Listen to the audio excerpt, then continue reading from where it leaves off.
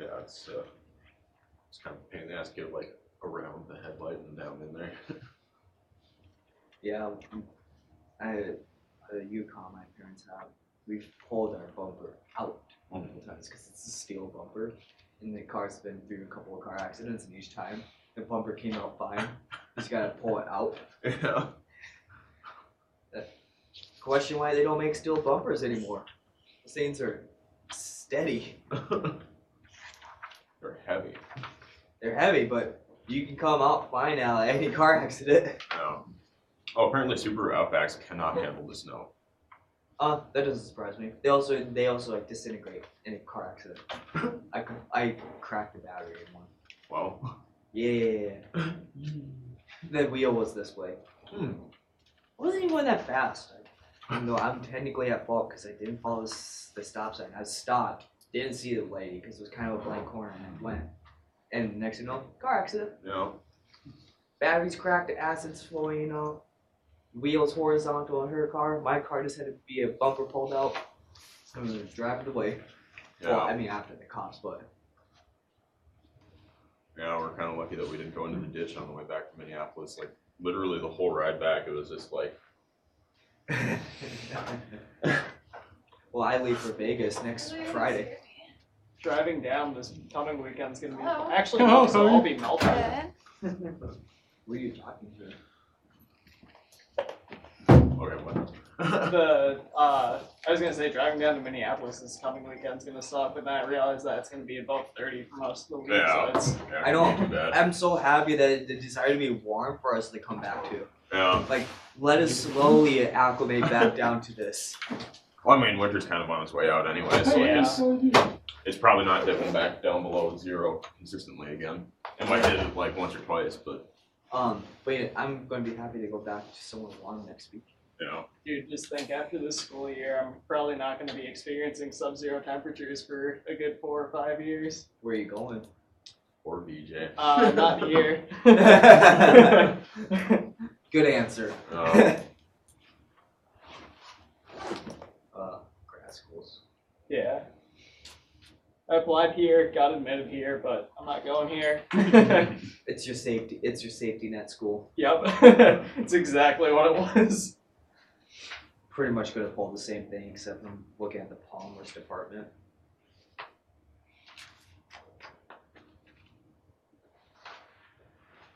Seriously though, I could not get it to work last night. The. Or bills. Oh. I did figure out what was going on with mine. What was your problem? So I would have like my file or whatever, and then I would run like the optimization on it. So then I would just like do the same file name, but then optimize it at the end. Okay. And so when I was trying to do like the cube gen stuff and like the form check, I was doing it on the original files. And so that's why like none of the energies or anything like that were in there. So the cube gen was just like, oh, what the fuck's going on here? Like you don't have what you need, you know. Figured that out, and after that it was smooth sailing. Huh. I have no It just took a while because there's like 40 plots that we had to put on here. Yeah. Sorry, 30. 32. Wait, because I thought we had. 4, 6, 8. Yeah, 32. Wait. Yeah, because we have. 20 for the alpha. Yeah, beta, 20 and for then- E, 10 for B, and then 2 for C. I think. Alright, whatever. Well, for the last one, for this one, wasn't it 22? I thought it was just 20. Yeah, 20, and then like 4, 8, 12. We're having a nice debate on how many orbitals we should have. The larger the better. 24. Yeah, I got 32. Super. Oh, I know the grading. I just count orbitals and Give us percentage based on. yes, taking the number of orbitals as 100%. 300%, then like. Oh, that's rough. This color count That's triple. fine, I needed it anyway. I walked in there and I told them exactly what I wanted, and then I spent more money. Girl. I'm kidding. No, I had He's like, printing "No, that's not what allocations, you so I want. just This used is what that. you want." And I'm like, no. I picked up exactly what I wanted. Okay, thank you. Do you know how to make them transparent? No. The orbitals? No. Yes, yes. I mean, I'm sure I could figure it Yeah, out. you can try. Well, I don't care. It wasn't part of the whole. Sending Yeah. value Oh, I have to doesn't put my name. depend on it, but you can just put letter. I had to get ready to fail math And on then this credit test. will So. go to Austin. Austin, no. Hey, I'm the only C in here. Hmm? I'm the only C in here. What do you mean C? Okay, why don't we get the Oh. letter grade that our first name starts with? What? No. Not even on the B. grading scale. They had to invent a new grade for you because it was so low. 1, 2, 3, 4, 5. We're missing a few people. I'm guessing Brayden is probably like us and it's coming down something worse than us. Braden is sick, yeah. Yeah, he was already sick. Like I'm Yeah. getting sick from Braden. I'm Because And Austin looked like he's still very much hurting from his sickness yesterday. okay. So Means I'm probably gonna get sick next week. what are we Isn't that how it works? what are we going to do as presentations? If they are sick, will they present through online Yeah, or Thursday. someone will present their share? Well, I guess we could Rip. just hit slide buttons and show what they wrote. So here are the subjects in the advanced skills of Gaussian, and we need to send you. We need to send me. Oh, okay. The larger number of people, the better. Congratulations on your feeling good. Sorry. I was expecting that everyone is feeling cold because the weather is in transit, but so we miss just 2 people to be super happy. So Thursday, this time, this place, presentations on advanced skills of Gaussian. Complain to me in private if you do not like this distribution of subjects. The Wednesday night in the lab is the last chance to cover it together, listen from me. Wednesday midnight sending PowerPoint. Do not worry, it should be short. We don't have time to match things. And then on Thursday presenting. Next month we will not do anything with Gaussian. We will start new software. So this week is the last time we deal with Gaussian, and maybe even last time for the rest of the life. There are better pieces of software. Not for the record. Questions? Okay.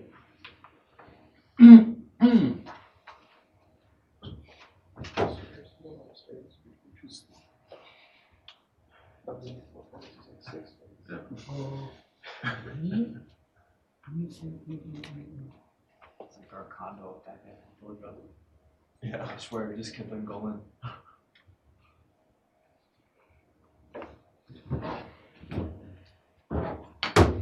So there are many good things that we are doing for the last time. It is the last time we deal with Harteful today. Should I clap or no? Huh? What? Like, No. I need to record jokes for the next time. I just asked if I should clap or not. Well, depending on how much do you like the subject. And prepare, I wouldn't say prepare the best of your intellectual strengths. It will not be super challenging intellectually, but it will be a lot of more than average number of equations. If you take notes, you will be exhausted. If you do not take notes, you will like, my neighbor is taking so many.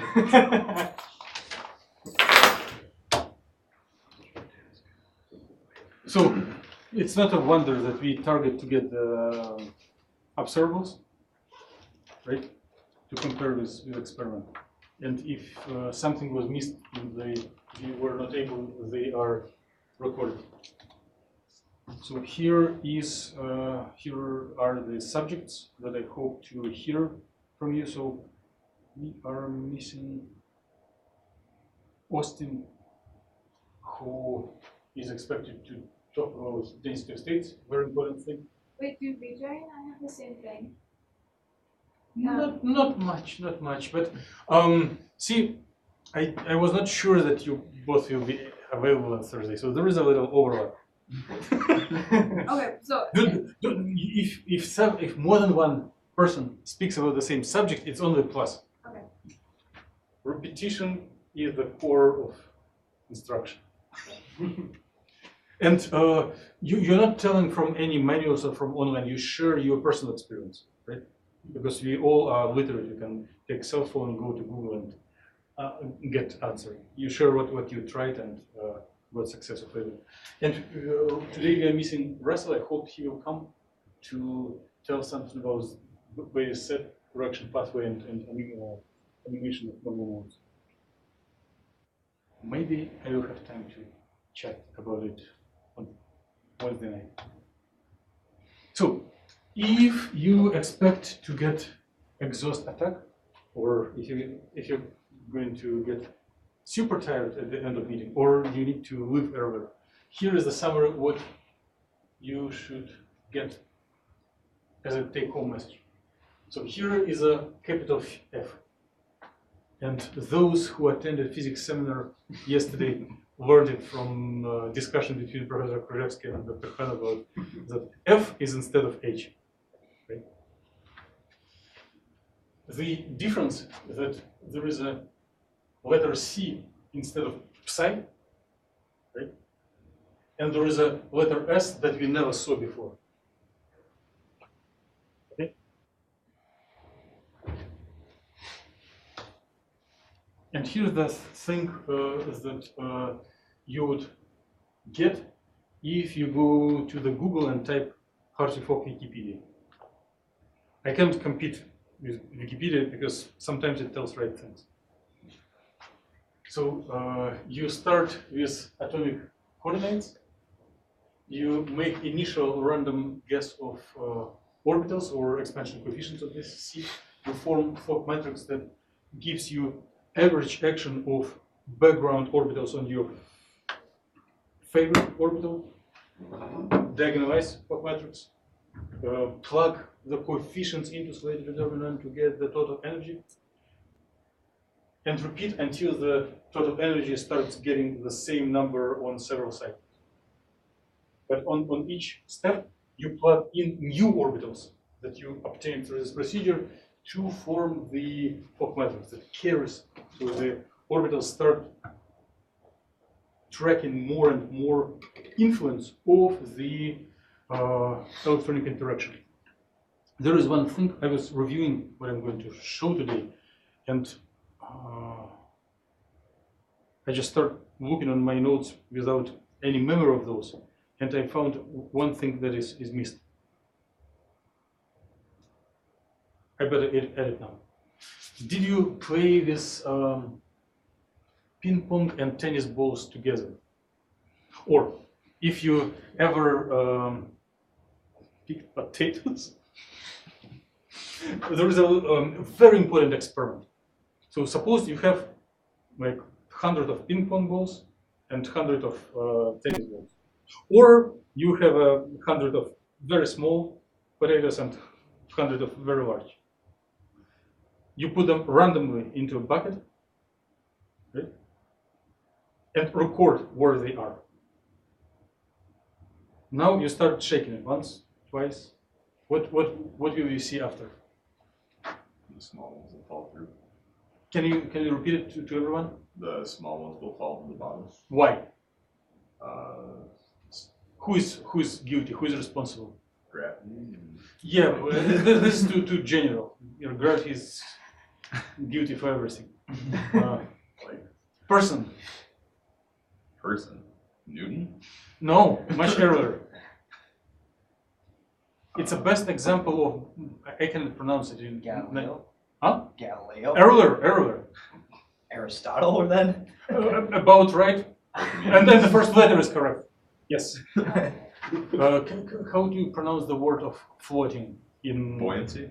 Yeah, buoyancy. So because of Archimedes' law, if you pack smaller stuff, there is less air, there is less vacuum between them, so they, in average, heavier, so they float down, and the bigger ones have more between, so in average density is lesser, so it floats up. But you minimize energy of the system, and with each shake, it approaches the minimum of energy. It's a very, how to say, pathetic analogy with Hartford. So with each shake, you approach closer to minimum of self-consistency, right? So they feel interaction on each other and find that the minimum of total energy, right? Okay, relax now if you don't care about taking notes. There will be nothing more, only technical details. But the notes can be useful for you later. So what did we do last time? I promised myself to do it in nice boxes, but maybe next year. So Slater determinant, variational theorem, Coulomb and exchange, get into the algorithm, into procedure for Hartree-Fock. And we already got the algorithm. I will just go into more details how it works and what it comes from. So we are looking only on electronic part of molecular Schrödinger equation. We know that many electron wave function is composed as Slater determinant, and we know that part of electrons forms background distribution right here, and another electron, last electron, fills this background distribution. Therefore, shapes of orbitals, of one electron orbitals, feel the influence of the rest of the orbitals. So when we were buying vowels, we got that we can make partial average of the background electronic interaction as they act on the operators, especially in respect to electron-electron interaction, well, and other operators as well.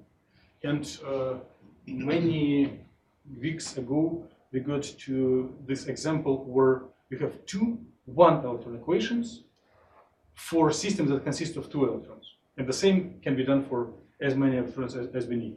So stuff in the brackets acts on one electron wave function.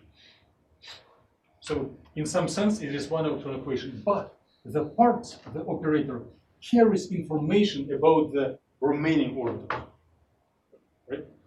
And here is where remaining orbitals are fed back in, are plugged in each cycle when we shake bucket with potatoes.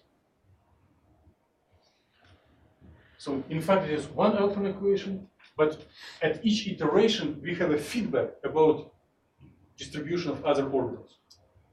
If those orbitals are exactly literally correct, then it is a correct equation. If not, it is a little bit far from ideal, but at each iteration, it gets better and better. Which is follows from variation theory. So if you know that there is a minimum, there is ideal of the function, any deviation from it will increase energy. And if you approach the ideal wave function, we will get closer to the minimum of energy. Right? Many weeks.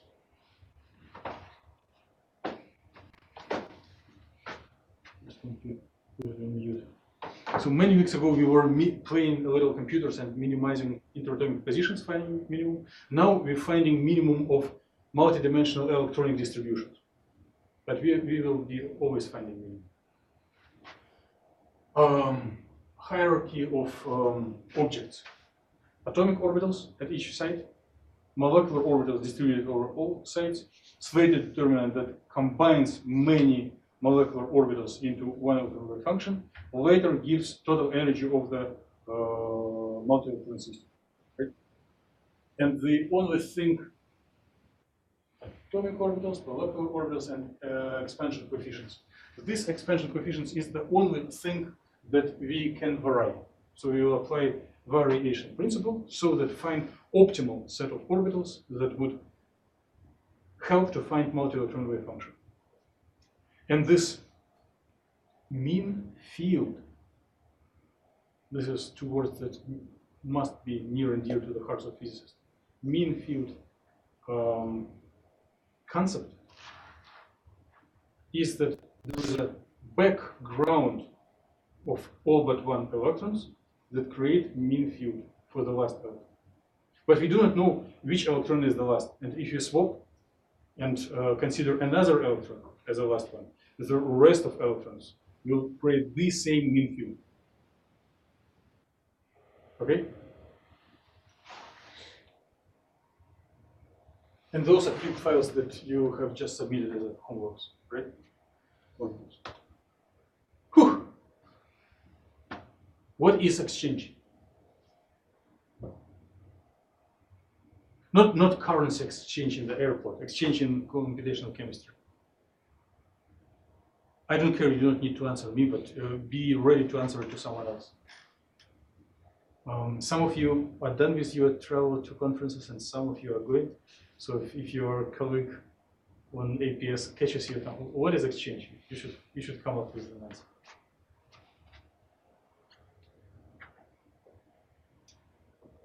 Yes? No?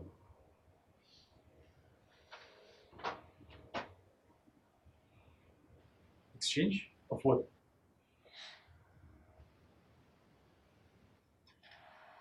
We are talking about what? Electrons? So exchange of electrons, right? And exchange is a part of inter-electron energy, right? Which in the context of our course is composed of two parts. One electron repulsion, which is positive, and another term into the energy electron exchange, which is negative. It stabilizes molecules. So it follows from the Slater determinant. If you put Coulomb operator between two Slater determinants, which are big many electron wave functions, you see that there is from anti-symmetry, there are negative terms, and they will give negative contribution to energy. So there is yet nothing new. We are just repeating of what was done before. What are those funny pictures? They look like oscillators. I am very curious about opinion of Alisa. Oh, I just, we've done this before, didn't we? Yes. we are doing review. Nothing new is now. Okay, it's the electrons and then the exchange of the paths, basically. Isn't that what it was supposed to Well, be? one snare is the repulsion, one snare is the exchange. Yes. And sometimes these pictures become even more funny with some whoops and bubbles. Who designed them? Fine. Yes. Yeah. So we just You get a Feynman. royalties price for it. So one electron repulses with another, and here they do practice exchange, right? And figures are much more pleasant and funny than equations. So it's still review, nothing new. We covered this all. And the next thing, if we do practice our mean field approximation, we have a background. All but one electron serve as a background. And these Feynman things are for two electrons. We do not have second in our math, in the math that we want to solve. We want to solve equations for one electron. So we need to do something with the second, and third and fourth. So we do average about the distribution of second, third, fourth, and other electrons, right? So we can do it in the following way. Put a box so that we average any possible position, momentum, distribution of second electron and just calculate average mean field force exerted by second electron and the first. So if I didn't mess up, there should be a box. Yes. If you read literature created by developers of Gaussian, you will see a term density matrix in application of Hartree-Fock, which I think is very not needed there, but they like to call pairs of orbitals of which average has been performed a density matrix, because there are different pairs of orbitals from the background. So only the first electron we are interested in, it experiences average force from the rest of electrons, repulsive. But we can do the same stuff for the exchange. So non-coinciding, but during the interaction they swap. But still, although there is a swap, we can make an average over this path of electrons, and it will mean that electron that we are describing is exchanging its identity with one of the electrons from background, and therefore energy stabilizes. So if I didn't mess up, there will be another box. Okay? So two terms, Coulomb exchange. About now, we should go to actual new material. Any questions about the past material? Anything that makes you especially unhappy? Or especially happy? Nothing. I can imagine you exhausted with other classes or multi-dimensional list of tasks for the hardest interval in life, which coincides with undergraduate studies. Later it will be easier, I promise. So actually we begin the lecture number 14. So Hartwig is the one who didn't took into account Slater determinant and exchange energy. Other than that, his theory is super and very pioneering. So all components of mean field, multi-electron reduced to one electron problem was there. And I cannot tell much because I just pulled it from Wikipedia. You can do it yourself. The folk who did the same but was taken into account of anti-symmetry and this stabilizing factor made the theory better. So it, as you have seen from your numerical experiments, it is yet far from coincidence with many molecules. It typically overestimates gap energy, and but qualitatively it is a big breakthrough. So my best connection to Fogg is that his graduate student was my undergraduate teacher in 1994. I wasn't listening much, I was enjoying life, but there is a little bridge. And of course, he was a little older than graduate student age because of sickness. Coulomb exchange. We know all this background. Okay.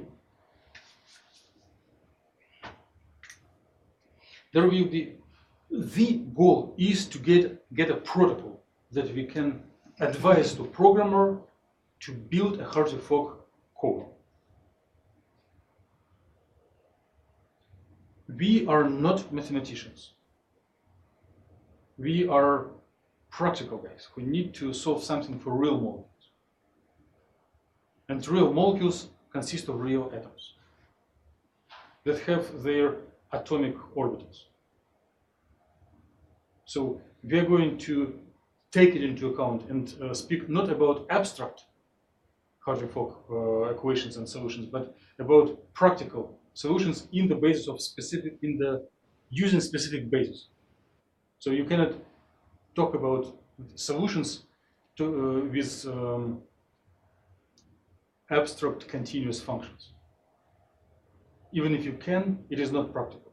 It is much better to, instead of continuous function with many grid points, to take basis set and then discrete list of expansion coefficients. Okay? But first, we need to choose a basis. Some of you will, Russell is not, I'm not sure if he will come on Thursday, but I hope that he will come and tell something about basis set. If you are playing with Gaussian and Gauss-U, you know that you select basis set, and there is a nomenclature. There is different ways of basis set. So it is a way how atomic orbitals, S, P, D, F orbitals, are represented mathematically. How many of them, and there is a big secret. Gaussian doesn't have atomic orbitals. It is there is something instead of them. For human eye, it is the same, but mathematically those are different functions, which are better to process. Okay. Also, there is today is the last week we deal with Gaussian, with Hartree-Fock, and when we deal with isolated molecules only. Starting from next week, we will look much broader to the world that consists of solids, liquids, gases, and extended systems, especially periodic solids. And in such classes of materials, atomic basis set is not always optimal. So if some structure, like in crystal, repeats again and again, one needs a function that periodically repeats itself. So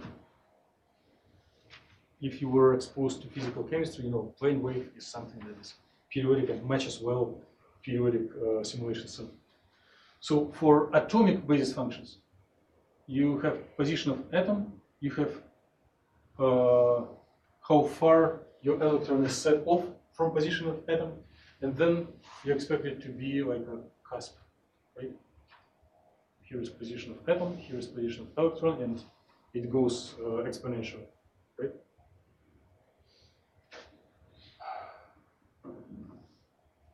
If it is on another atom, it will be same function but in different positional space, right? And if it is a p orbital instead of s, it will be multiplied by offset from the center of atom, right?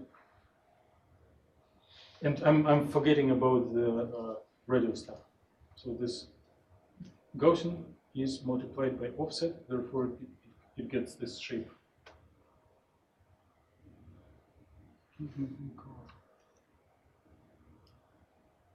Right? So for p orbitals you have nothing on the center, and then there is a modulation to have this two petals, or simplified flower. And for the plane wave, just oscillations. So what Gaussian?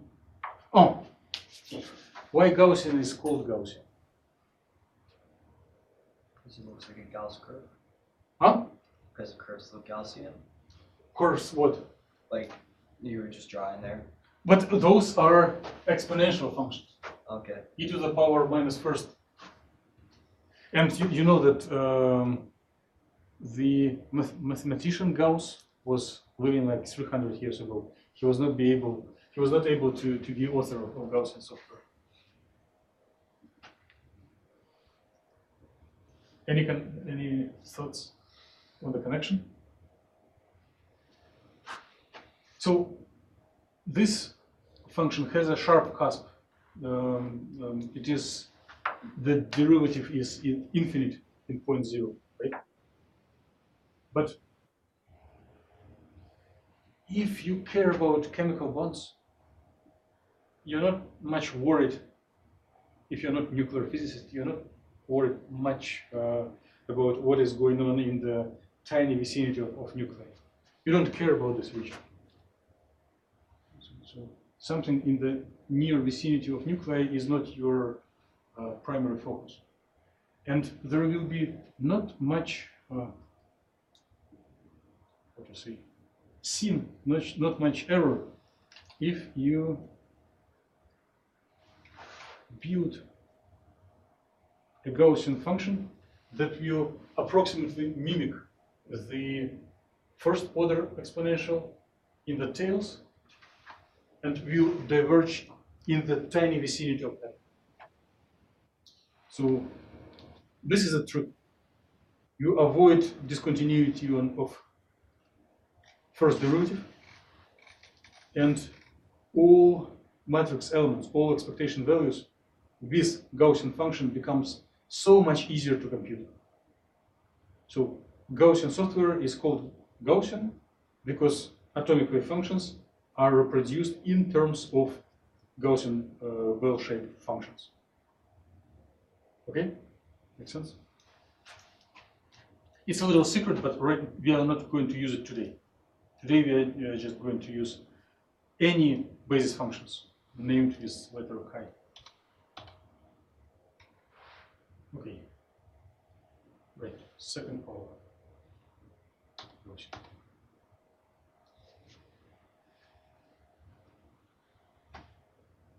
What is our focus?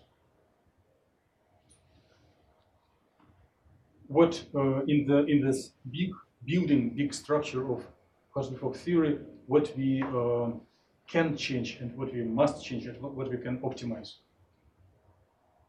The hint is on the board.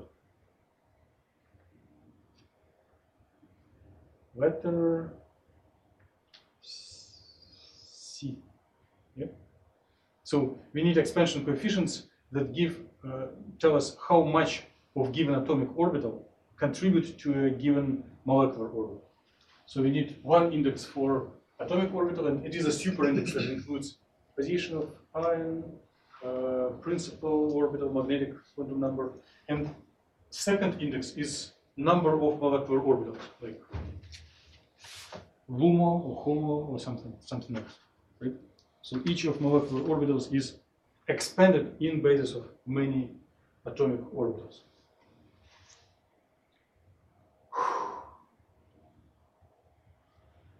Conceptually, we are almost done, but most of equations are waiting for us.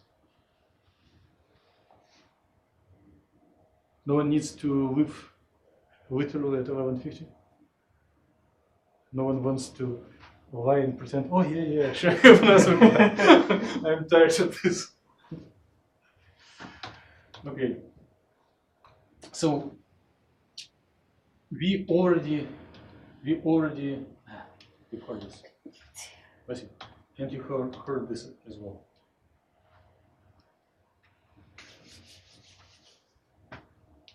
So you have heard about all these tricks about background field, mean field.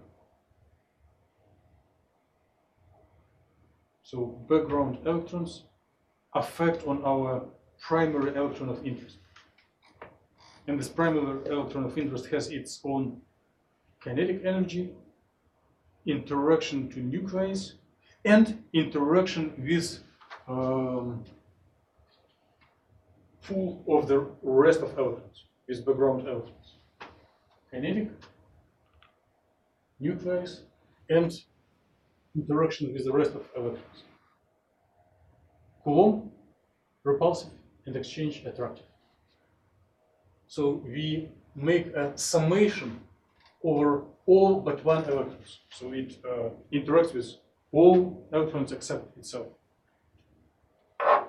And this is letter F, Fock operator, which acts formally, mathematically acts only on one electron, first electron, one electron of choice. Right?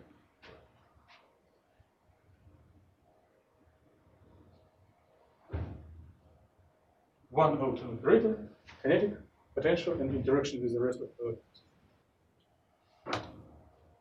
So if it is one electron operator, we should be able to formulate the F and phi 1 R1 equals E. So with Fock operator, we can find molecular orbitals. Right? No wonder. We were preparing for this glorious moment for several weeks. But now, if we if you're not satisfied with just writing a nice introduction and method section to the paper, if you really want to help a programmer to program the code, we need to recast this equation, taking into account that we already have a specific basis. So we need to reformulate this equation in basis, in specific basis. So right now, those are abstract mathematical concepts, but if you go from continuous wave functions and abstract operators to a basis, then each wave function becomes a vector, and each operator becomes a Matrix. yes. So how to make this a vector, how to make this a matrix.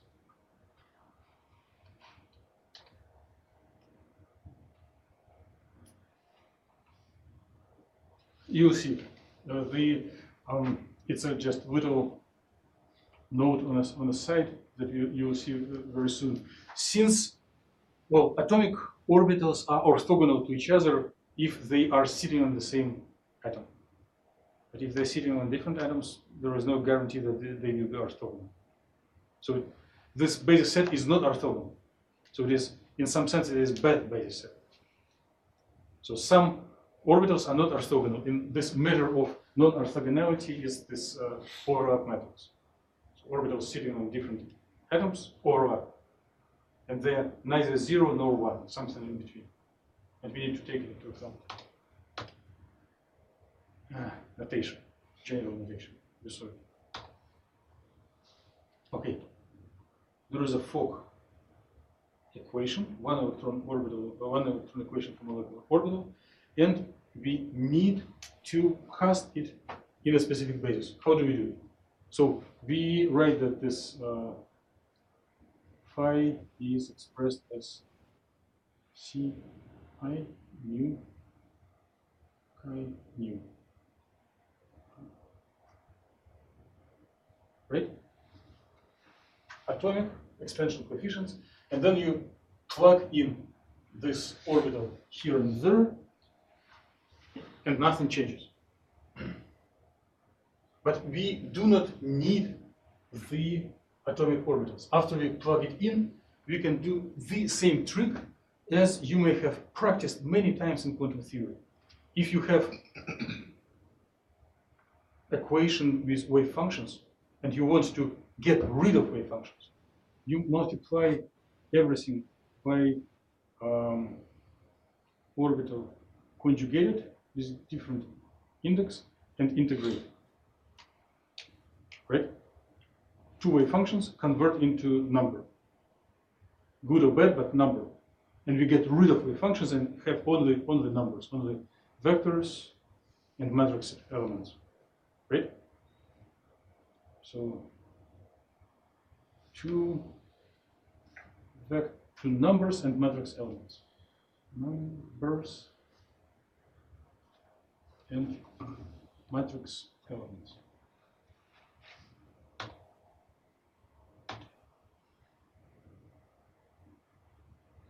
You agree? It's a main trick. Not trick, main step. You already have all philosophical background.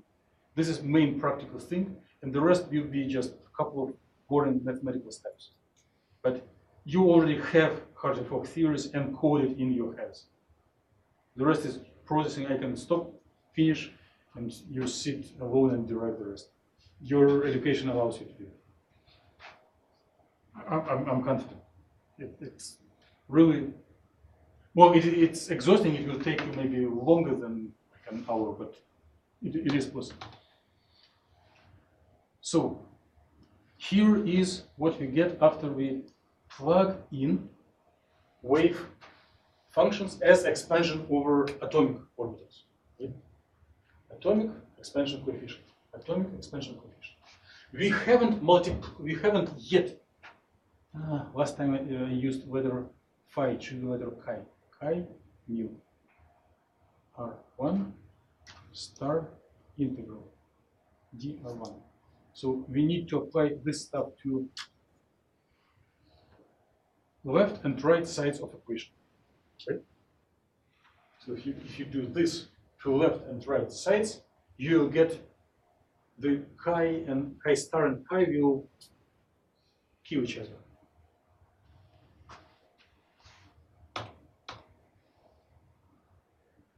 Maybe kill each other. And here, when we process the right part of equation in a good quantum mechanics, multiplication of wave orbital star and orbital itself will get either 0 or 1, and the equations will become super simple. Here we do not have this luxury. So instead of delta function, we will have S matrix. S means overlap matrix. It will carry the information that orbitals that do not sit on the same atom overlap strangely. Not 0, not 1, but something in between. But it is a matrix. It is a collection of numbers. It is not an operator anymore. So we get rid of atomic orbitals. If you process so it is what is going on the right side. On the left side,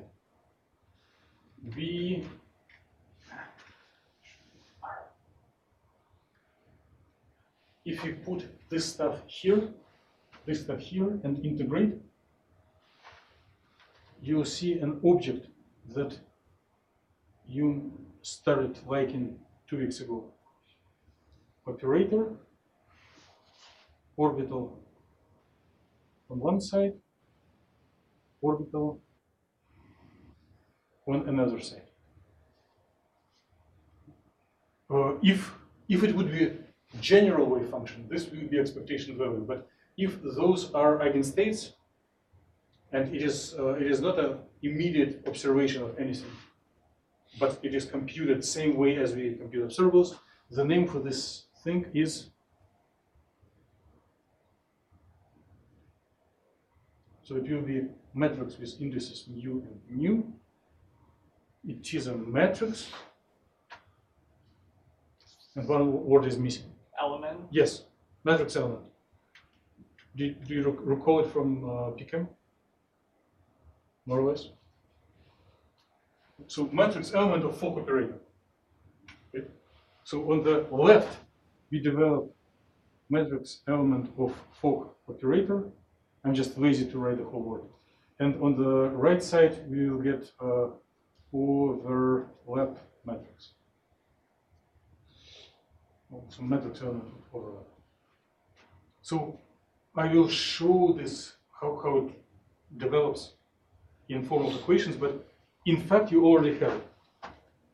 So instead of abstract Fock operator, you get F mu that acts on C nu, I. On the right, you have unknown energy times matrix S mu acting on C nu I. And in both cases, we still have summation over mu.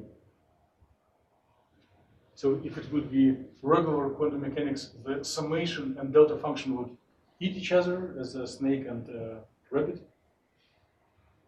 Whether it's and here just matrix times vector. Questions or objections at this point?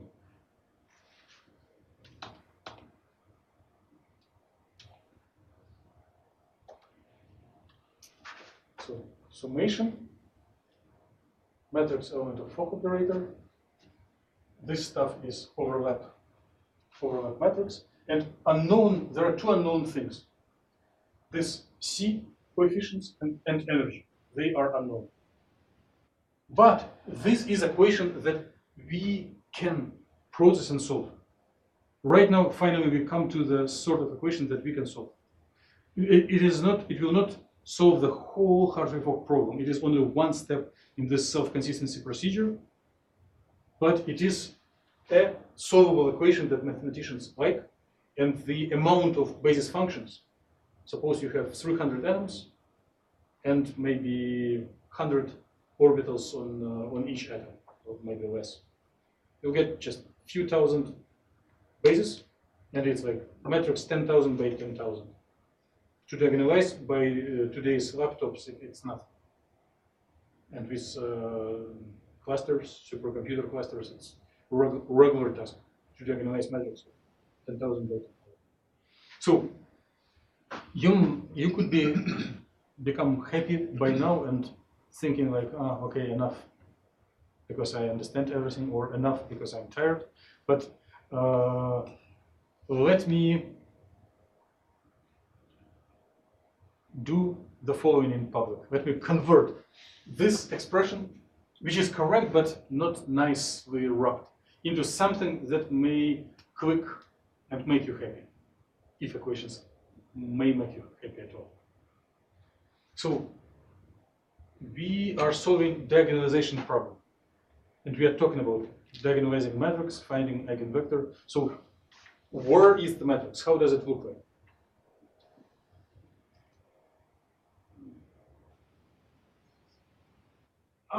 There is no trap, there is no trick. It's a trivial question. Just rewriting this equation in a better form. So, yeah, nothing new. So if we call this Brian cat matrix with two indices, it's also two indices, and this is the vector.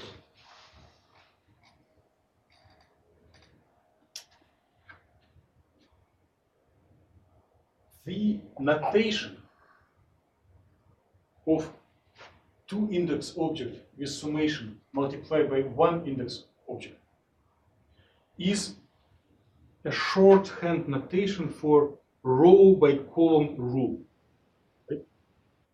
If you do like A, B, C, D, X, Y, right? So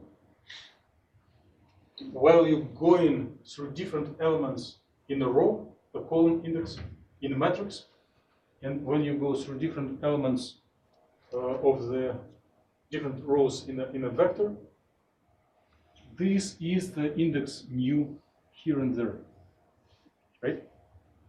So you go this time, this time, this. It's same as summation over index. It's same. First, second, third here. Well, the remaining one stays untouched. So if you see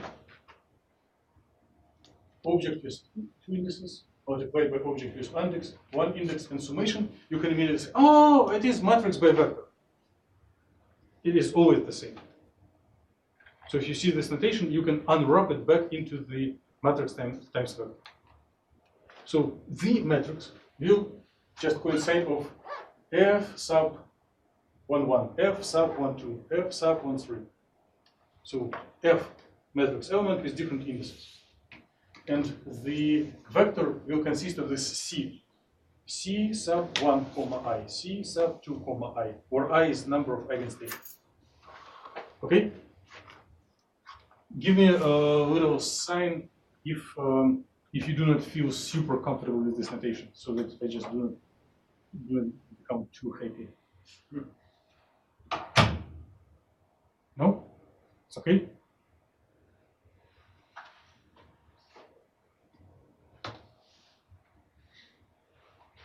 Yeah.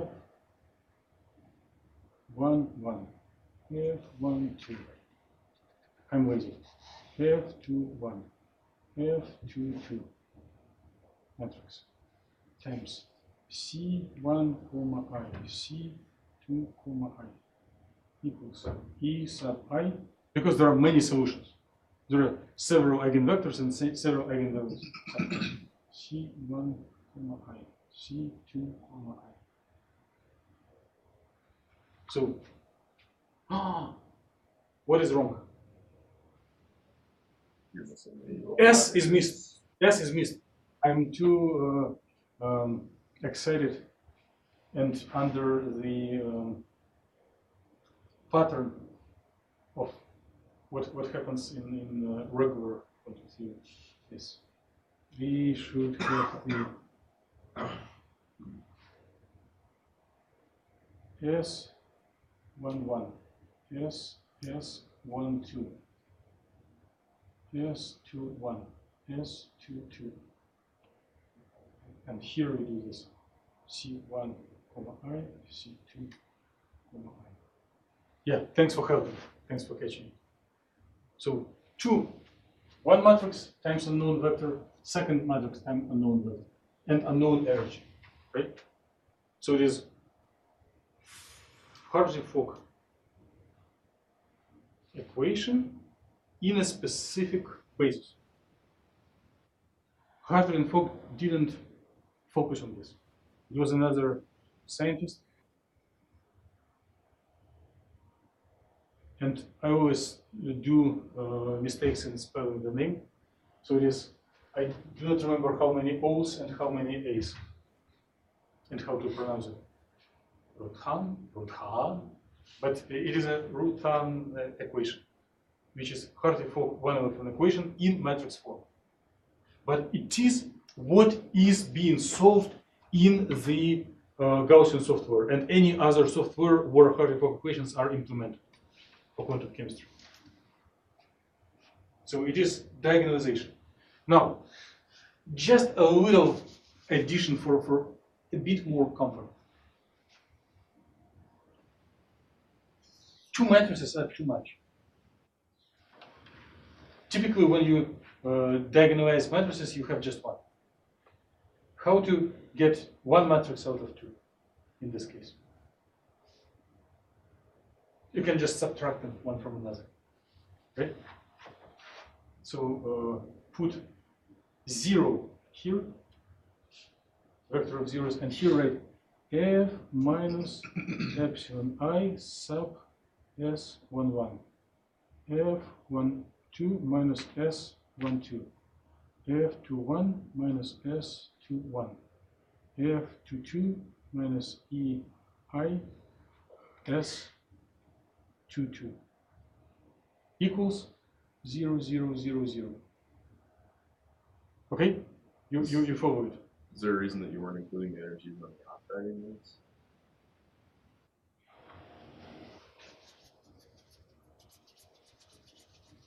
No, you should include the energies of diagonals. You're correct.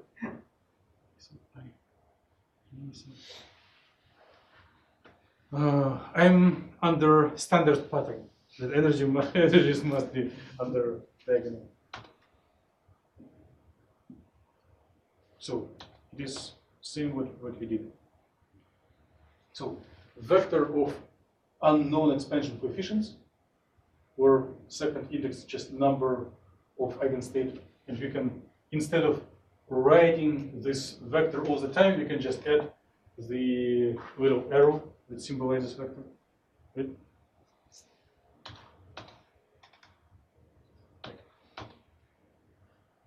And then we can formulate Fock matrix, overlap matrix, and merge them together as we already did. Translate Fock equation into matrix form. Ruthan equation. Well, for several years I'm not able to, and here I try to do it indefinite, either 1 or 2 ways. And if we use the fat symbols or calligraphic symbols for matrices and vector symbols for vectors, then so the Fock matrix times vector of unknown coefficients equals unknown energy times overlap fat matrix times vector of unknown coefficients. And then, thank you, Alan, for good eye, just multiply and subtract. Non-selectively, all elements by unknown energy. And then you know that in order to diagonalize a matrix, you need to find determinant. But it is not our problem now. We will hire someone who will diagonalize matrices for us. We just need to formulate the equations.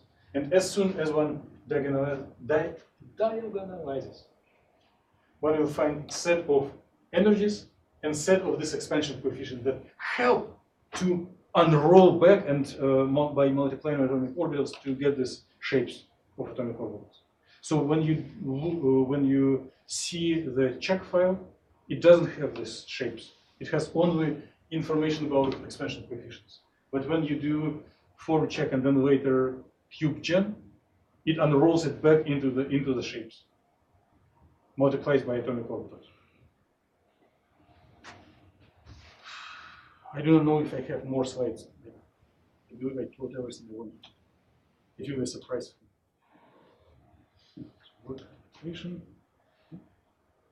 You saw it.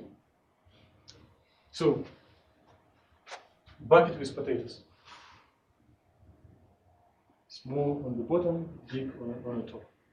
You repeat it in a cycle-wise until it converges.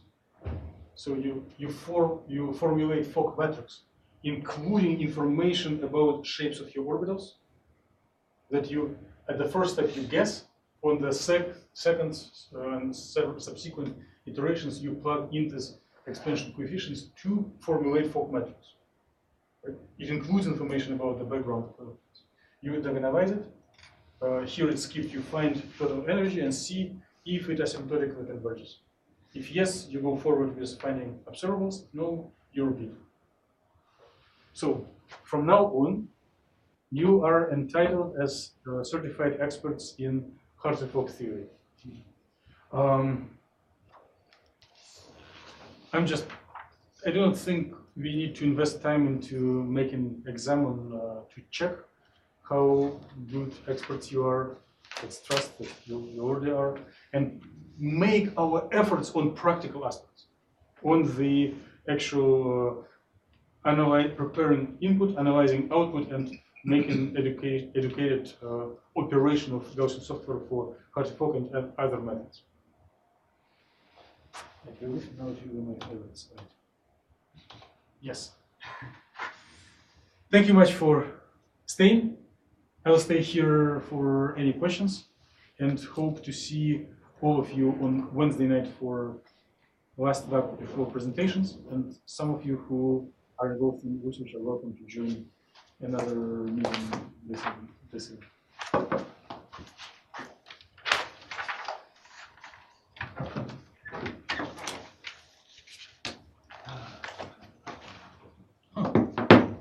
Just 1 hour. You were quick. Hartree-Fock theory in 1 hour.